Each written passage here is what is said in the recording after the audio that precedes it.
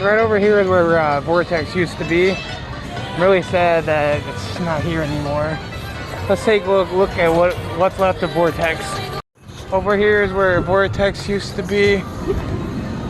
It's very sad to say that, but right over here, you'll be able to see the loops and stuff, but it's not here no more. Look at all that big land. I think a new ride's gonna be coming here soon. Look at this. Something big is happening over here. Right over here is where the entrance for Vortex used to be. It's a line up over here. And right over there is where you enter the ride. Right over there. Look at that. There's like a crane over there. What are they doing? Are they picking up the last remains of Vortex? So there's a dead end stop over here. There's a big fence. No. But over here is where I used to enter Vortex.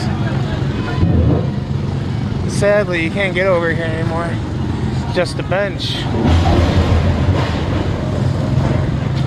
It's just a bench. I wonder what's going on over there.